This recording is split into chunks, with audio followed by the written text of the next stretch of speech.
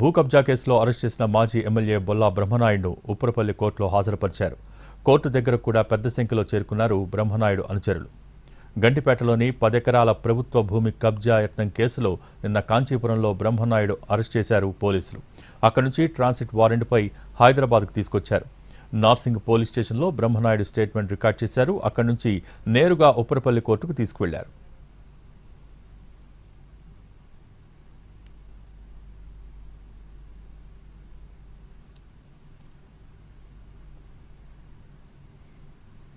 మాజీ ఎమ్మెల్యే బొల్లా బ్రహ్మనాయుడును ఉప్పరపల్లి కోర్టులో హాజరుపరిచారు. దీని గురించి మరింత సమాచారం మా ప్రతినిధి రవి లైవ్ ద్వారా అందించేందుకు సిద్ధంగా ఉన్నారు. Ravi, over to you. Bhogi బ్రహ్మనాయుడును కొద్దిసేపటి క్రితమే ఉప్పరపల్లి కోర్టుకు తీసుకొచ్చారు నార్సింగ్ పోలీసులు. ప్రస్తుతం జడ్జిలతో ప్రవేశపెట్టారు. ముందుగా తనను కాంచీపురంలో అరెస్ట్ చేసిన తర్వాత నార్సింగ్ పోలీసులు నేరుగా నార్సింగ్ పిఎస్కు తీసుకొని వచ్చారు. నార్సింగ్ పిఎస్లో విచారించిన తర్వాత అందులో ఈఓడబ్ల్యూ కూడా విచారించాల్సి ఉంది కాబట్టి సైబరాబాద్ కమిషనరేట్లో ఉన్నటువంటి ఈఓడబ్ల్యూ కూడా తీసుకొని వెళ్లారు. అక్కడి నుంచి బ్రహ్మనాయుడిని స్టేట్మెంట్ రికార్డ్ చేశారు. అక్కడ 2 గంటల పాటు స్టేట్మెంట్ రికార్డ్ చేసిన తర్వాత తిరిగి నార్సింగ్ పిఎస్కు తీసుకొచ్చారు. తనపైన నమోదైనటువంటి కేసులు, వచ్చినటువంటి ఆరోపణలు, ముందుగా 5గురిని అరెస్ట్ చేసినప్పుడు వాళ్ళ దగ్గర నుంచి తీసుకున్నటువంటి స్టేట్మెంట్ ఆధారంగా బ్రహ్మనాయుడును విచారించి తన దగ్గర నుంచి కూడా స్టేట్మెంట్ రికార్డ్ చేశారు. కొద్దిసేపటి క్రితమే తనను నార్సింగ్ పిఎస్ నుంచి నేరుగా ఉప్పరపల్లి కోర్టుకు తీసుకొని వచ్చారు. ప్రస్తుతం కోర్టులో వాదనలు జరుగుతూ ఉన్నాయి.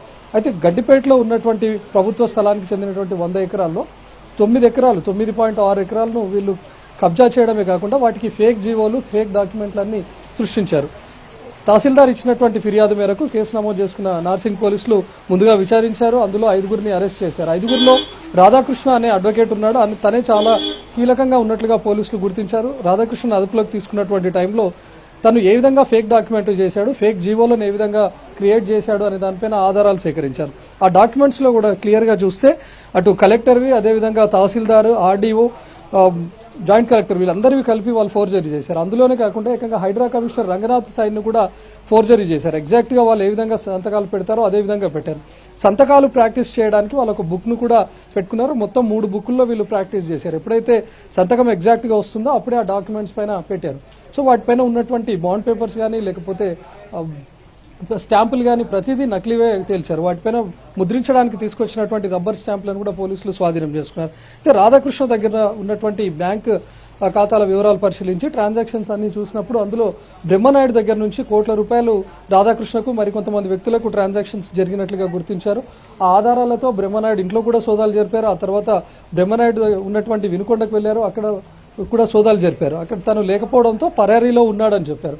ముందుగా బ్రహ్మనాయుడు బెంగళూరు నుంచి కేరళ నుంచి కాంచీపురానికి వెళ్లినట్లుగా పోలీసులు గుర్తించారు. నిన్న కాంచీపురంలో ఉన్నాడని తెలిసి ఇక్కడ నుంచి ప్రత్యేకంగా టీమ్స్ వెళ్లి బ్రహ్మనాయుడును అదుపులోకి తీసుకుని నార్సింగ్ పిఎస్ కు తీసుకొచ్చారు. సో ప్రస్తుతం ఇప్పటికే ఈ కేసులో 5 మంది అరెస్ట్ అయ్యారు. వాళ్ళ దగ్గర నుంచి ఆధారాలు సేకరించారు. వాళ్ళ దగ్గర నుంచి స్టేట్మెంట్ ను కూడా రికార్డ్ చేశారు. ఈ రోజు బ్రహ్మనాయుడును అటు ఈఓడబ్ల్యూ పోలీసులతో పాటు నార్సింగ్ పోలీసులు కూడా స్టేట్మెంట్ ను రికార్డ్ చేశారు.